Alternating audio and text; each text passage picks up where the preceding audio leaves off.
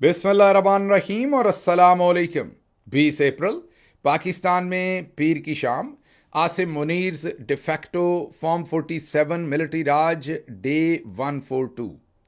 अब चलते हैं आज की अहम खबरों की तरफ और सबसे पहले मुज़ाकरात की कभी डोरी बनती है और कभी टूटती है। इस्लामाबाद के अंदर एक और इत्तला आई जो अल जज़ीरा और इंटरनेशनल मीडिया ने रिपोर्ट की कि ईरान ने आज सुबह इनकार कर दिया कि हमने इस्लामाबाद नहीं आना। वो कहते हैं कि हम अब अमेरिका के साथ जो मुज़ाकरात का अगला दौर इस्लामाबाद में होना था या होना है उसमें हमने शामिल नहीं होना क्योंकि अमेरिका हमें डिसीव कर रहा है। ईरान का ये कहना है कि अमेरिका जो है वो असल में मुज़ाकरात करना ही नहीं चाहता, वक्त ज़ाया कर रहा है या मुज़ाकरात की नफ़ी करता है। जो भी बातें तय होती हैं उसके ख़िलाफ़ जाकर सदर ट्रंप मुख्तलिफ पोजीशन लेते हैं पब्लिकली और फिर एक्शंस भी ऐसे लेते हैं जैसे कि आबनाए हरमज़ का जो ब्लॉकेड अमेरिका ने किया हुआ है वो मुज़ाकरात की नफ़ी है, मतलब जो टेबल पे तय हुआ था वो उसके ख़िलाफ़ जा रहे हैं। तो जब तक ये अपने मामलात को दुरुस्त नहीं करते हम अमेरिका के साथ बैठकर मुज़ाकरात नहीं करना चाहते। इसके फ़ौरन बाद जितने भी ममालिक कोशिश कर रहे हैं और ख़ुसूसी तौर पर पाकिस्तान, उन्होंने एक बार फिर कोशिशें तेज़ की। वैसे तो ख़बरें ये भी आईं कि कतर ने भी, सऊदी अरब ने भी और दूसरे मुल्कों ने भी कोशिशें की, लेकिन फिर रॉयटर्स ने ये रिपोर्ट किया और उसके साथ अल जज़ीरा ने भी कि सदर ट्रंप ने अब मीडिया के लोगों को ये बताया है कि आसिम मुनीर साहब की उन्हें कॉल आई जिसमें आसिम मुनीर साहब ने उनको कहा कि ये जो आपने ब्लॉकेड किया हुआ है आबना हरमज़ का, मेरी सजेशन है कि इसको हटा लें। ये मुज़ाकरात के अंदर एक इम्पेडिमेंट है, ये मुज़ाकरात के अंदर इस वक्त एक किस्म की रुकावट है। अब सदर ट्रंप ने जो बात की उससे लगता ये है कि वो कंसिडर कर रहे हैं कि ईरान की ये जो शर्त है कि जब तक आप आबनाए हरमज़ का वो वाला ब्लॉकेड जो अमेरिका ने लगाया हुआ है वो नहीं हटाते तो हम दोबारा मुज़ाकरात की टेबल पर नहीं बैठेंगे। यहाँ पर लग रहा है कि वो आसिम मुनीर साहब ने ये पैगाम उस तरफ का भेज दिया है और अब सदर ट्रंप शायद वहाँ से ब्लॉकेड जो है वो हटाएंगे तो तभी जो मुज़ाकरात है वो होने में कामयाब हो सकेंगे इस्लामाबाद के अंदर। तैयारियां तो सारी की सारी हैं, वो हम आपको बता ही चुके हैं, पूरी तफसील दे चुके हैं कि कितनी ज़्यादा तैयारियां हैं कि इस्लामाबाद के अंदर कोई चिड़िया जो है वो पर नहीं मार सकती। उसका मामला क्या है वो आगे चल के बताते हैं। लेकिन अब जब हम ये रिकॉर्डिंग कर रहे थे तो उससे 5 मिनट पहले डिफरेंट मीडिया आउटलेट्स ये रिपोर्ट कर रहे हैं कि सदर ट्रंप की इस रिकन्सिडरेशन के बाद, हालांकि उन्होंने अभी तक ऐलान नहीं किया कि वो ब्लॉकेड हटा लेंगे, लेकिन लोग कह रहे हैं, मीडिया कह रहा है, क्लेम कर रहा है, अभी ये हतमी हम आपके सामने नहीं रख सकते, लेकिन मीडिया की रिपोर्ट्स आ रही हैं कि शायद ईरान आने में राज़ी हो जाए। अब याद कीजिए मेरा पहले दिन से आपके सामने जो मौक़िफ़ है वो बड़ा वाज़ेह है कि इन मुज़ाकरात ने किसी न किसी तरह से तोड़ चढ़ना है। मैं पहले दिन से आपको बता रहा हूं कि कभी ये डोर टूटेगी कभी बंधेगी, लेकिन आखिरकार मुज़ाकरात होंगे। वजह भी आपको बताई थी कि सदर ट्रंप और आलमी ताकतें जो हैं वो बुरी तरह से आबनाए हरमज़ के अंदर फंसी हुई हैं। ईरान के पास लूज़ करने को कोई बहुत कुछ नहीं है। अगर मैं वैसे तो एक इंसान की कीमत भी किसी भी जगह पर दुनिया में जिन लोगों का कोई शख्स जाता है उनके लिए एक बंदा भी जो है वो पूरी दुनिया से भारी होता है।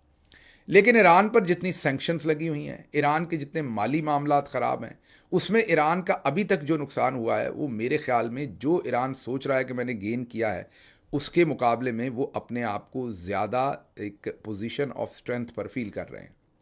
इसलिए ईरान इसमें बहुत ही, मुझे ये लग रहा है कि बहुत फंसकर बड़ी सख्त तबीयत के साथ, बड़ी सख्त पोजीशन से, बहुत ही इनफ्लेक्सिबल होके या कम फ्लेक्सिबिलिटी शो करते हुए इन मुज़ाकरात के अंदर आएगा।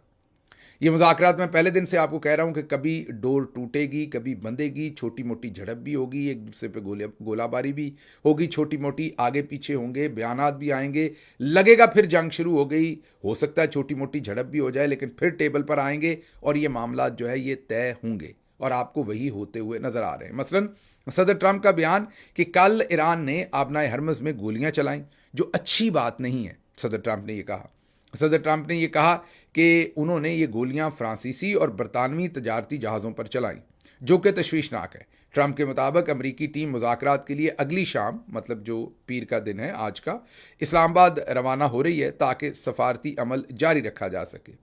بیان میں ایران کی جانب سے آبنائے ہرمز بند کرنے کو غیر مؤثر قرار دیا گیا، جبکہ روزانہ $500 ملین کا نقصان جو ہے اس کا دعویٰ کیا گیا کہ روز وہاں پر $500 ملین کا نقصان ہو رہا ہے۔ ٹرمپ نے خبردار کیا کہ معاہدہ نہ ہونے کی صورت میں امریکہ ایران کے انفراسٹرکچر پر تباہی کر دے گا۔ اس کے ساتھ ہی ساتھ جیسے ہی ایران نے پرسوں یا اس سے ایک دن پہلے دوبارہ آبنائے ہرمز کو بند کرنے کا اعلان کیا تھا تو صدر ٹرمپ نے کہا کہ یہ تو ہماری مدد کر رہے ہیں۔ اب یہ ذرا پوزیشن کو آپ نے سمجھنا ہے۔ سب سے پہلے آبنائے ہرمز کھلی ہوئی تھی، جنگ شروع ہو گئی، ایران نے آبنائے ہرمز بند کر دی، پھر مذاکرات شروع ہوئے، پھر صدر ٹرمپ نے بھی آبنائے ہرمز کو ایک طرف سے بلاک کر دیا، پھر مذاکرات کی صورت میں ایران نے جو آبنائے ہرمز ہے اسے کھولنے کا اعلان کیا۔ اس کے بعد صدر ٹرمپ نے اپنا بلاکیڈ نہ ہٹایا، ایران نے پھر آبنائے ہرمز کو بند کرنے کا اعلان کر دیا۔ اب صدر ٹرمپ کہہ رہے ہیں وہ تو میرا ہی فائدہ کر رہے ہیں کہ میں نے جو بلاکیڈ کیا ہے انہوں نے بھی اگر بند کر دیا تو اچھا ہے، آبنائے ہرمز مکمل بند ہو جائے گی۔ مجھے لگتا ہے صدر ٹرمپ کو بھول گیا کہ اصل میں وہ آبنائے ہرمز کھلوانا چاہتے ہیں، تو اس میں تو ایران کامیاب ہو رہا ہے اس ساری چیز کے اندر۔ مین پریشر اکنامک جو ہے، آپ خود کہہ رہے ہیں کہ 500 ملین، مجھے لگتا ہے اس سے بھی زیادہ کا نقصان ہو رہا ہوگا۔ آپ خود بتا رہے ہیں کہ اتنا زیادہ نقصان ہو رہا ہے، تو آپ خود سوچئے کہ معاملات جو ہیں وہ کس طرف کو جا رہے ہیں۔ بہرحال یہ صورتحال اب بن رہی ہے کہ ایران جو ہے وہ دوبارہ آنے کو تیار ہو رہا ہے، ایک دوسرے کے اوپر فائرنگ کے الزامات بھی ہیں۔ ایک ویڈیو بھی کل سرفیس ہوئی جس میں امریکی جو بحری بیڑا تھا وہ فائرنگ کرتے ہوئے یہ کلیم کیا جا رہا ہے ویڈیو میں کہ وہ ایران پر فائرنگ کر رہا ہے، اور دوسری طرف یہ بھی نیوز آئی کہ ایران نے بھی 2 جہازوں کے اوپر فائرنگ کی۔ اس سے پہلے بھی ایک دن ایک نیوز آئی تھی کہ ایران نے شاید انڈین 2 جہازوں کے اوپر بھی فائرنگ کی تھی۔ تو جیسے میں نے آپ کو بتایا کہ چھوٹی موٹی جھڑپیں چلیں گی، لیکن اوور آل ہم ایکسپیکٹ یہی کر رہے ہیں کہ چھوٹی موٹی ایڈجسٹمنٹ کے ساتھ جو ہے وہ دوبارہ مذاکرات کی ٹیبل پر یہ سارے لوگ بیٹھ جائیں گے اور آپ کو مذاکرات دوبارہ شروع ہوتے ہوئے نظر آئیں گے۔ جو ایرانی کونسلیٹ ہے انڈیا کے اندر، ان کا بیان ہے کہ تمام چینی جہازوں کو گزرنے کی اجازت نہیں ہے، کیونکہ یہ ایک عمومی انڈرسٹینڈنگ تھی کہ چائنا کے سارے جہاز وہاں سے گزر رہے ہیں۔ انہوں نے کہا کہ ایسا نہیں ہے۔ میرا خیال ہے کہنے کا مطلب یہ ہے کہ صرف چائنا کے ان جہازوں کو گزرنے کی اجازت ہوگی جو ایران سے تیل لیتے ہیں اور یا ایران سے تیل اٹھانے کے لیے خالی آتے ہیں یا وہاں سے تیل بھر کے واپس جا رہے ہیں۔ دوسری بندرگاہوں پر جانے کے لیے شاید چائنا کے جہازوں کو بھی اجازت نہیں ہے۔ یہ انڈیا میں ایرانی کونسلیٹ نے یہ واضح کیا ہے۔ اس کے بعد 2 آئل ٹینکرز جو ہیں آبنائے ہرمز سے واپس بھیج دیے گئے، یہ ایرانی جو میڈیا ہے وہ کلیم کر رہا ہے، اور وہ کہہ رہے ہیں کہ ڈیفرنٹ دوسرے ممالک کے وہ ٹینکرز تھے جن کو آبنائے ہرمز کو کیونکہ ایران نے بھی بند کر رکھا ہے تو انہوں نے وہاں سے واپس بھیج دیا۔ اب ایک پاکستانی آئل ٹینکر جو ہے وہ آبنائے ہرمز میں سے گزر کے تیل لے کر پھر سے پاکستان پہنچ گیا، لیکن یہ الگ بات ہے کہ پاکستان کے اندر ابھی بھی لوڈ شیڈنگ کر رہے ہیں اور کہہ رہے ہیں کہ ہمارے پاس تیل پورا نہیں ہے، اور دوسری طرف کہہ رہے ہیں کہ نہیں 28 دن کا تیل ہمارے پاس پورا ہے۔ بہرحال دبا کر اس وقت لوڈ شیڈنگ ہو رہی ہے۔ لوڈ شیڈنگ سے یاد آیا کہ CNG کے معاملات بھی ہیں، تو وہاں سے ایک خبر بڑی اب سامنے آ رہی ہے کہ شاہ زیب خانزادہ جو ہے وہ لاپتہ ہو گئے ہیں۔ جی ہاں، گمشدہ ہو گئے ہیں جیو ٹی وی کے شاہ زیب خانزادہ۔ یہ خبر اسی طرح کی ہے جیسے پچھلے دنوں انہوں نے اپنے نیوز بلیٹن میں ایک ڈرامے کی خبر دی تھی۔ مطلب آپ کو پتا ہے کہ ڈرامے کے اندر جو قتل ہوتا ہے، ڈاکہ پڑتا ہے ڈرامے کے اندر، وہ ڈرامہ ہوتا ہے، وہ اصل نہیں ہوتا، اس کو آپ خبرنامے میں خبر بنا کر پیش نہیں کرتے، لیکن یہ جیو نیوز کا ترا امتیاز ہے کہ وہ ڈرامے کے اندر جو ہوتا ہے اس کو بھی خبر بنا کر پیش کر رہے ہیں۔ تو یہ خبر بھی اسی طرح کی ہے کہ شاہ زیب خانزادہ لاپتہ ہو گئے، گمشدہ ہو گئے۔ اس کا مطلب یہ نہیں کہ وہ اصل میں گمشدہ ہو گئے، وہ صحافتی طور پر گمشدہ ہو گئے۔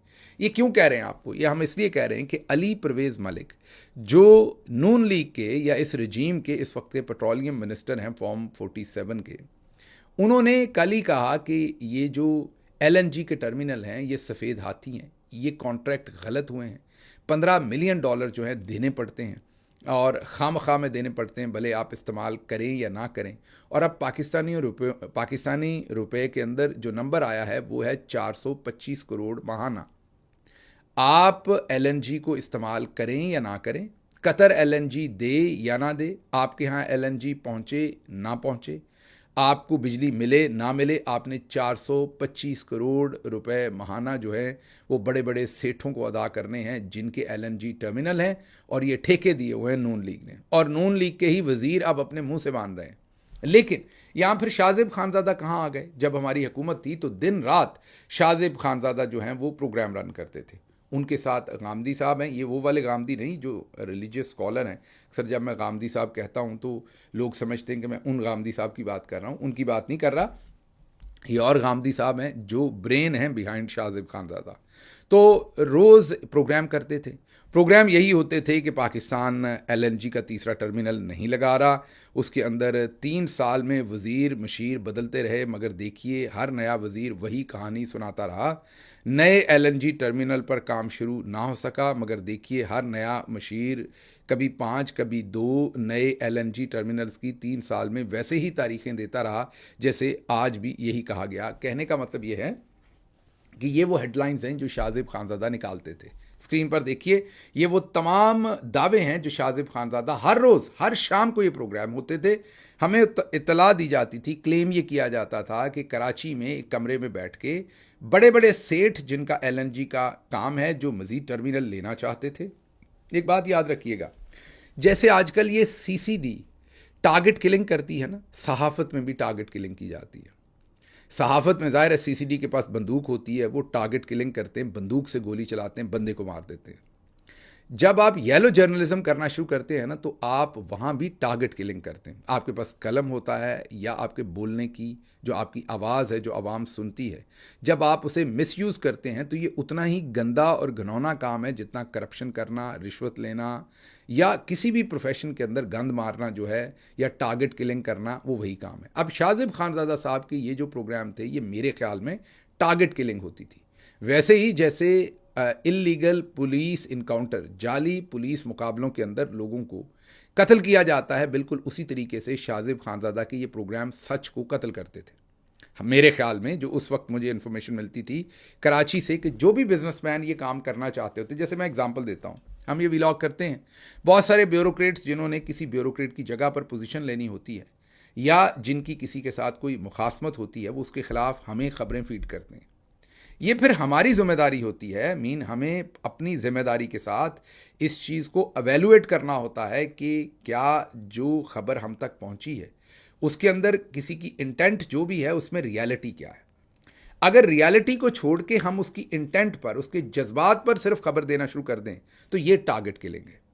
اس وقت گورنمنٹ میں ہوتے ہوئے ہمیں یہ انفارمیشن ملتی تھی کہ جو بڑے بڑے سیٹ جو اصل میں ایل این جی ٹرمینلز لگانا چاہتے ہیں آگے اور ان سے فائدے اٹھانا چاہتے ہیں، وہ شاہ زیب خانزادہ صاحب کے تھرو ہم پر پریشر ڈال کر، یہ ظاہر ہے ہمارے پاس کوئی کاغذات تو نہیں ہوتے تھے، ثبوت تو نہیں ہوتا تھا، سنی سنائی باتیں ہوتی تھی جو لوگ ہمیں آ کر بتاتے تھے بزنس مین کہ آپ کے خلاف کل پھر پروگرام ہوگا، اور اگلے دن حکومت کے خلاف پھر پروگرام ہوتا تھا شاہ زیب خانزادہ صاحب کا. اگر آپ نکالیں تو انہوں نے کم از کم کوئی ہماری حکومت کے درمیان 100-150 پروگرام صرف اسی مدعے کے اوپر یا اس سے ریلیٹڈ جو مدعے ہیں ان کے اوپر کیا ہوگا. وجہ کیا تھی؟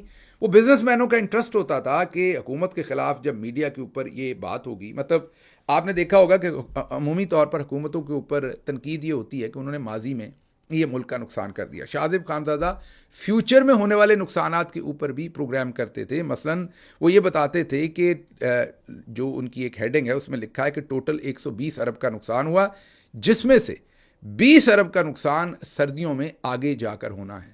مطلب شاہ زیب خانزادہ خدائی دعوے دار بھی بن جاتے تھے. میں یہاں ریلیجیس فتویٰ نہیں دے رہا، میں صحافتی بات کر رہا ہوں کہ وہ فیوچر کے بھی جو ہے وہ جو نقصانات ہوتے تھے وہ بھی حکومت کے کھاتے میں پہلے ہی ڈال دیتے تھے کہ یہ فیوچر میں ہو جانے ہیں. لیکن اب آپ کو وہ شاہ زیب خانزادہ کہیں پر نظر نہیں آتے ہوں گے. اب ایل این جی کا وہ سارا بھانڈا پھوٹا ہے کہ پی ٹی آئی کیوں وہ ٹرمینل نہیں لگاتی تھی، کیونکہ جو پہلے 2 لگے ہوئے ٹرمینل ہیں وہ سفید ہاتھی ہیں جن کی مد میں قوم کو 425 کروڑ روپے ماہانہ دینے پڑتے ہیں، گیس لیں یا نہ لیں. لیکن آج جب خود نون لیگ کی حکومت، جنہوں نے یہ سارے ٹرمینل لگائے تھے، جن پر الزامات ہیں کہ انہوں نے کک بیکس لیے تھے، آج جب وہ ٹیلی ویژن کی سکرینز پر خود مان رہے ہیں کہ یہ سکیم ہے، یہ کرپشن ہے، یہ غلط ہے، یہ نون لیگ کی حکومت کے اپنے وزیر جو ہیں وہ کہہ رہے ہیں، تو اس وقت شاہ زیب خانزادہ صاحب کو پنجابی میں کہتے ہیں دندل پڑ گئی ہے، یا دوسرے لفظوں میں تلاشے گم شدہ ہیں، آپ کو کہیں نہیں ملیں گے، اس پر کوئی پروگرام نہیں کریں گے. کیونکہ میرا تاثر یہ ہے کہ اب پیچھے اس پتلی تماشے کے پیچھے کوئی سیٹ جو ہے وہ ڈوریاں نہیں ہلا رہا، جس نے اپنا مقصد پورا کروانا ہے وہ نہیں کر رہا. مثلا جیسے ابھی چینی نے اسمگل ہونا ہے، اسمگل کہہ دیا، اس کی اجازت ملے گی ایکسپورٹ کرنے کی، اور پھر اس کے اندر سے اسمگل بھی ہوگی۔ اب جو چینی کے سیٹ ہیں وہ بھی چھوڑیں گے کسی نہ کسی کو ایسے ہی ٹیلی ویژن کے اوپر، ایسے ہی جو لوہا بنانے والے ہیں، اسٹاک ایکسچینج والے ہیں، ایئر لائنز والے ہیں، یہ جتنے سیٹ ہوتے ہیں یہ آپ کے سامنے لوگوں کو جو یلو جرنلزم کرنے والے ہیں انہیں خرید کے یا جس بھی طریقے سے ان سے اپنا بیانیہ بنواتے ہیں، جو حکومت وقت ہوتی ہے اس کے اوپر پریشر ڈلواتے ہیں، اور جب اس کے اوپر پریشر پڑ جاتا ہے تو وہ اس طرح کے فیصلے کرتے ہیں پھر جیسے فیصلے انہیں چاہیے ہوتے ہیں۔ تو اس لیے میں کہہ رہا ہوں کہ میرے خیال میں جیسے سی سی ڈی جعلی پولیس مقابلے کرتی ہے، بالکل اسی طریقے سے بہت سارا یلو جرنلزم جو پاکستان میں ہوتا ہے وہ بھی جعلی پولیس مقابلوں کی طرح فیک صحافتی انکاؤنٹر ہوتے ہیں۔ اب آپ دیکھ لیجئے کہ وہی گیس ہے جو آ نہیں رہی، 425 کروڑ بھی آپ مہینے کے دے رہے ہیں، لیکن شاذب خانزادہ جو ہیں وہ مکمل طور پر گم ہیں، آپ کو کہیں نہیں مل رہا ہے کہ وہ آ کر قوم کو یہی بتا دیں کہ یہ جو اضافی کیپیسٹی پیمنٹ ہے یہ کیوں دی جا رہی ہے، یا معافی مانگ لیں قوم سے کہ وہ کس طریقے سے پریشرائز کرتے تھے اس وقت کی گورنمنٹ کو کہ آپ تیسرا ٹرمینل بھی لگائیں۔ سوچیں اگر تیسرا ٹرمینل بھی انہی طریقوں سے لگا دیا جاتا جیسے اس وقت 2 لگے ہوئے تھے، تو آج اس 425 کے اندر اور پیسے جمع کر لیں جو لوگوں کو دینے پڑنے تھے، اور اس سے پیسے پورے کہاں سے ہوتے ہیں؟ آپ کے گیس کے بل سے۔ اس لیے ایسے تمام کرداروں کو پہچانا کریں جب وہ آپ کے بہت ہی زیادہ ہمدرد بن رہے ہوتے ہیں، اصل میں ان کی ڈوریاں کہیں اور سے ہل رہی ہوتی ہیں، یہ سب کچھ اتنا کلین نہیں ہوتا جتنا آپ کو نظر آ رہا ہوتا۔ آگے بڑھتے ہیں، اگلی خبر جو آپ کے سامنے رکھنی ہے وہ یہ ہے کہ ایئر کینیڈا اب پوری دنیا کے اندر تیل کی جو کمی ہے وہ ہٹ کر رہی ہے کہ ایئر کینیڈا نے نیو یارک کے لیے اپنی بہت ساری فلائٹس جو ہیں ان کو سسپینڈ کیا ہے، کیونکہ جیٹ فیول جو ہے اس کی قیمتیں بڑھ رہی ہیں، اور وہ کہہ رہے ہیں کہ ہمیں وارے میں نہیں پڑتی۔ لیکن اس کا مطلب یہ نہیں کہ فلائٹس اور نہیں ہوں گی۔ ایئر کینیڈا کے بارے میں سمجھ لیجئے گا کہ وہ بھی پی آئی اے کی طرح ایک اسٹیٹ اونڈ ایئر لائن ہے، جیسے سرکاری ہے۔ ان کے بھی اکثر مسئلے چلتے رہتے ہیں، کبھی پائلٹ جو ہیں وہ ہڑتال پر، کبھی کریو ہڑتال پر، کبھی فلائٹ لیٹ، تو خاصی ان کی بھی سروس جو ہے وہ پی آئی اے کے برابر ہی ہے۔ تو اگر آپ کبھی نام سے مروب ہوتے ہیں ایئر کینیڈا، میرے کچھ ایکسپیرینسز ان کے ساتھ ہوئے ہیں، تو بہت ہی پیتھیٹک سروس ہے، اور اس کی وجوہات یہی ہیں کہ وہ مغرب میں ہوتے ہوئے بھی کیونکہ وہ اسٹیٹ اونڈ ہے تو پھر وہ اسی طریقے سے رن ہوتی ہے جیسے ہوتے ہیں۔ اچھا جی، اب یہ جو میں نے آپ کو یہ تو بتایا کہ مذاکرات آگے چل رہے ہیں، لیکن اس میں یو اے ای جو ہے وہ اب ہیٹ فیل کر رہا ہے، اور وہ بہت ساری ایسی پوزیشنز لے رہا ہے جس سے نظر آ رہا ہے کہ اس وقت یو اے ای جو ہے وہ دباؤ میں بھی ہے، اور وہ اپنا مسل فلیکس کر رہے ہیں کہ مذاکرات کی ٹیبل پر ان کی باتیں بھی سنی جائیں۔ متحدہ عرب امارات نے، یہ وال اسٹریٹ جرنل کی رپورٹ ہے، وال اسٹریٹ جرنل کہتا ہے کہ یو اے ای نے امریکہ کو واضح پیغام دیا ہے کہ اگر ہمیں ڈالر کی کمی ہوئی یا اس میں رکھا گیا تو ہم تیل کی فروخت جو ہے وہ یوان میں کریں گے، جو کہ چائنیز کرنسی ہے۔ اب یہ بہت بڑا بام شیل ہے، کیونکہ 1970 سے جو پیٹرو ڈالر ایک ارینجمنٹ ہے جس کے تحت جو پیٹرول کی قیمت ہے وہ ڈالر میں ہی طے ہوتی ہے، پیٹرول کی قیمت جو ہے وہ ڈالر میں ہی پوری دنیا میں طے ہوتی ہے، اس کی خرید و فروخت بھی ڈالر میں ہی ہوتی ہے، اور یہ جو پیٹرو ڈالر ایک قسم کا ایگریمنٹ ہے، ارینجمنٹ ہے پوری دنیا کے اندر، اسی وجہ سے امریکی ڈالر کی ساری طاقت ہے کہ امریکہ جتنا مرضی ڈالر جو ہے وہ چھاپ لے۔ اگر اس میں سے ایک میجر پلیئر، آج یو اے ای نکل رہا ہے تو کل کو سعودی عرب بھی نکل سکتا ہے، یہی 4-5 میجر پلیئر ہیں جو تیل پیدا کرنے والے ملک ہیں۔ دیکھیں نا، روس تو اس میں سے پہلے ہی نکلنا چاہے گا، تو بیچ میں یہی 2-3 پلیئر اور جو ایران ہے وہ بھی نہیں کرنا چاہے گا۔ اگر یو اے ای بھی نکل جاتا ہے تو پھر بڑا پلیئر تو سعودی عرب رہ گیا اور امریکہ خود رہ گیا۔ تو اس کا مطلب یہ ہے کہ اگر یو اے ای واقعی یہ کام کر ڈالتا ہے کہ وہ چائنیز کرنسی کے اندر تیل کی خرید و فروخت کرنا شروع کرتا ہے، تو آنے والے وقت میں جو پیٹرو ڈالر معاہدہ تھا اس میں بڑا شگاف پڑ جائے گا۔ پھر ایک تصویر وائرل ہوئی ہے جس کو اب ٹیلی گراف نے بھی کنفرم کر دیا، الجزیرہ نے بھی اس پہ سٹوری رن کی ہے، اور دوسرے میڈیا چینلز نے بھی، کہ حضرت عیسیٰ کا ایک مجسمہ جو ہے وہ لیبنان میں تھا، اور اس کو ہتھوڑے کے ساتھ توڑا گیا اسرائیلی ایک فوجی کی طرف سے۔ اس کی وہ تصویر وائرل ہو گئی، اور اب ٹیلی گراف اور الجزیرہ وغیرہ سب یہ کنفرم کر رہے ہیں کہ یہ تصویر جو ہے وہ اصل ہے، کیونکہ اسرائیلی جو آرمی ہے غالباً انہوں نے کنفرم کر دیا ہے اسٹیٹمنٹ کے تھرو کہ ہاں یہ تصویر اصلی ہے۔ اب اس کے اوپر اس وقت یہ پوری دنیا میں میڈیا میں وائرل ہے، بہت زیادہ غم و غصہ ہے کرسچینٹی کے فالوورز کے اندر اور ویسے بھی دنیا کے اندر کہ کیوں جیزس کا یہ جو اسٹیچو ہے اس کو اس طریقے سے اسرائیلی جو فوجی ہے وہ توڑ رہا ہے۔ تو یہ ایک نئی جہت ہے، دیکھتے ہیں اس میں کیا بنتا ہے، اس فوجی کو کوئی سزا ملتی ہے یا نہیں ملتی، یہ آنے والے دنوں میں پتہ چلے گا۔ ایران نے اپنی ایئر سپیس کھولی ہے۔ اب اگر آپ انٹرنیشنل ایئر سپیس کا معاملہ دیکھیں تو جو ایئر سپیس ہے جس میں ایران کے اوپر سے پہلے جہاز نہیں گزرتے تھے، اب ایران کے مشرقی علاقوں کے اوپر سے انٹرنیشنل ٹریفک بھی گزرنا شروع ہو گئی ہے اور ایران نے خود بھی اپنی ایئر لائنز وہاں پر چلانا شروع کر دی ہیں۔ یہ ایک خوش آئند بات ہے کیونکہ آگے حج آنے والا ہے، آپ کو پتہ ہے یہ سارا ریجن بہت بزی ہوتا ہے، بہت ہی زیادہ ملینز کے اندر لوگوں نے آنا ہوتا ہے، اور یا مطلب ملینز میں چلیں اگر نہیں بھی تو لاکھوں میں تو آپ یہ کہیے کہ جو آپ یہ کہیے فلائٹس کے ذریعے لوگوں نے موو کرنا ہے اس خطے کے اندر، تو یہ بہت ہی اہم وقت ہے۔ اس کے اندر ایئر سپیس کھل رہی ہے، بات چیت ہو رہی ہے، یہ ایک خوش آئند بات ہے اور آنے والے دنوں میں ہم دیکھیں گے کہ اس میں سے مزید بہتری نکلتی ہوئی آپ دیکھیں گے جیسے جیسے بیٹھ کے یہاں پر مذاکرات ہوتے ہیں۔ پھر آگے اگلی خبر جو ہے وہ لاہور کے اندر ایک میراتھن ہوئی جس میں باجی مریم کی تصاویر جو ہیں وہ بھاگنے والوں کے سینوں کے اوپر سجائی گئیں۔ اب ویسے تو ہمیں میڈیا ہی بتاتا ہے کہ باجی مریم جو ہیں وہ بہت ہی مذہبی گھرانے سے ان کی ساری جو پرورش ہے وہ بہت ہی مذہبی طریقے سے ہوئی ہے، مذہبی گھرانے سے ہیں، بالکل ہوں گی، ہمارے لیے تو بہت محترم ہے، لیکن کوئی انہیں بتائے کہ دوسرے مردوں کے سینوں کے اوپر تصویریں سجا کے ان کو ریسیں کروانا، وی ڈو ناٹ انڈرسٹینڈ کہ آپ نے ایتھلیٹ، اور پھر چلیں کوئی چھوٹی موٹی تصویر، پورے جسم کے اوپر تصویر ہے جو نیچے ٹانگوں تک جا رہی ہے، یہ آپ اپنی ایک عورت کے طور پر بے ادبی کر رہی ہیں۔ کوئی اس تصویر سے بھاگتے ہوئے ناک صاف کرے گا، کوئی منہ صاف کرے گا، اب اس کے بعد کوئی تصویر بنے گی، اس پر تبصرہ ہوگا، کیونکہ وہ جہاں سے مرضی پکڑ کے صاف کرے اپنی شرٹ کو، شرٹ اس نے پہنی ہوئی ہے، اس کے اوپر آپ چھپی ہوئی ہیں، ایک مرد کی پوری شرٹ کے اوپر آپ چھپی ہوئی ہیں، آپ کی بے حرمتی ہو رہی ہے ایک عورت کے طور پر۔ میں بہت ہی مؤدبانہ گزارش کروں گا کہ ہر جگہ پر اپنی تصویر نہیں لگاتے برائے مہربانی۔ یہ جو آپ کے شوق ہیں، یقین کیجئے جو پبلک باتھ روم ہیں انہوں نے لوٹوں پر بھی آپ کی تصویر لگوا دینی ہے اور آپ کو بھی لگنا ہے کہ یہ آپ کے لیے اچھا کام ہو رہا ہے کیونکہ آپ کہیں رک نہیں رہی۔ تو اب یہ پوری دنیا میں میراتھن ہوتی ہیں، نمبر لگے ہوتے ہیں، لیکن انہوں نے جان بوجھ کر مریم نواز کی تصاویر والی شرٹ سی جن کے اوپر نمبر لگے ہوئے تھے۔ اب بغیر نمبر کے آپ بھاگ نہیں سکتے، جنہوں نے بھی اس میں حصہ لینا ہے تو مریم نواز کی تصویر ہر صورت پہننی پڑنی ہے۔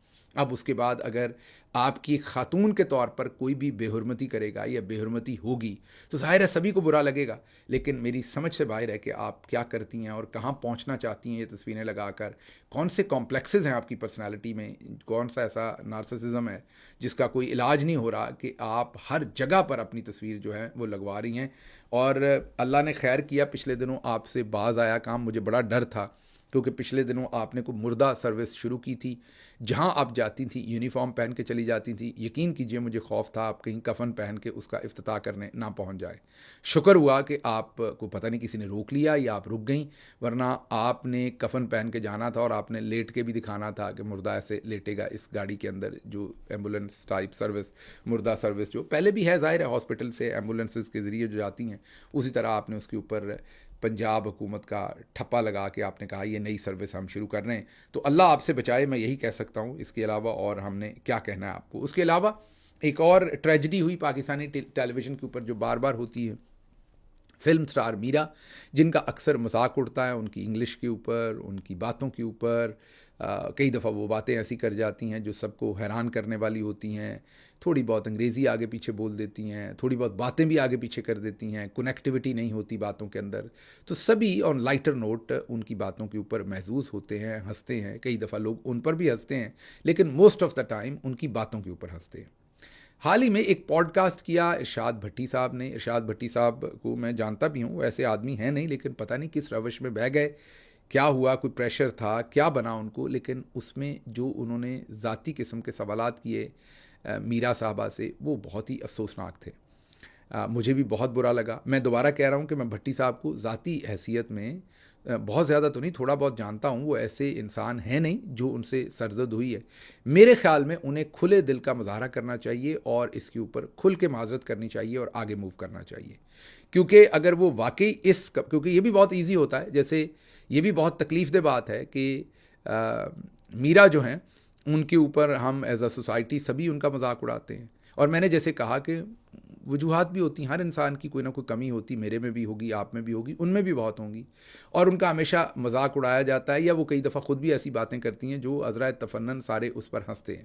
لیکن یہ میرا خیال تھوڑا سا بات بہت دور ہو گئی. اس سے پہلے ایک اور بہت ہی ٹیلنٹڈ ینگسٹر ریحان طارق، جو پاکستانی میڈیا ہے اس میں ٹیلنٹ بہت کم آتا ہے، لائک کئی سالوں کے بعد اچھے لوگ آتے ہیں. ریحان طارق بہت ہی ٹیلنٹڈ ہیں. مجھے یہ نہیں پتا کہ وہ آنے والے وقت میں اپنا پولیٹیکل، میں یہ نہیں کہہ رہا کہ اس طرف یا اس طرف، وہ بہت بیلنس جرنلزم کریں گے یا کوئی پولیٹیکل ٹلٹ رکھیں گے. میں تو تبھی خوش ہوں گا اگر وہ بیلنس کریں، نہ وہ پی ٹی آئی کی طرف کا کریں، نہ وہ نون، نہ پیپلز پارٹی. اب مجھے نہیں پتا آنے والے وقت میں وہ کیا کرتے ہیں. صحافت میں تو وہ میرے خیال دیر سے ہیں، لیکن ابھی پوڈ کاسٹ وغیرہ میں وہ نئے آئے ہیں، جس سے ابھی ان کی شناخت بہت زیادہ ابھری ہے. تو ریحان طارق صاحب نے بھی پچھلے دنوں ایک ایسی ہی بات چیت جو اب وائرل ہوئی ہے میرا کے ساتھ کی. تو میں گزارش کروں گا سبھی سے کہ اللہ نے ہم سب کے عیب جو ہیں وہ چھپائے ہوئے ہیں، میرے سمیت، آپ سب کے سمیت. تو جب ہمیں یہ آواز ملتی ہے، جو عوام ہماری آواز سنتی ہے، تو یہ اللہ اور عوام کی دی ہوئی طاقت ہے. اسے ہم کئی دفعہ مس یوز کرتے ہیں، جو شروع میں کہہ رہا تھا فیک انکاؤنٹرز. تو ہمیں اس کام سے اجتناب کرنا ہوتا ہے اور بہت رسپانسبلٹی کے ساتھ اس میں چلنا ہوتا ہے. یہ ذرا دیکھیے بھٹی صاحب کا جو ان کے ساتھ انکاؤنٹر تھا اس میں ہوا کیا. اداکارہ سنگیتا صاحبہ نے کہا کہ میں نے سعود اور میرا کو رنگے ہاتھوں پکڑ لیا تھا، یہ صحیح؟ مجھے کچھ پتہ ہی نہیں آپ کیا کہہ رہے ہیں. ہمایوں سعید سے شادی کی افواہ بھی پھیلی تھی. مجھے کچھ نہیں اس وقت پتا. کیپٹن نوید اور عتیق الرحمان والا معاملہ.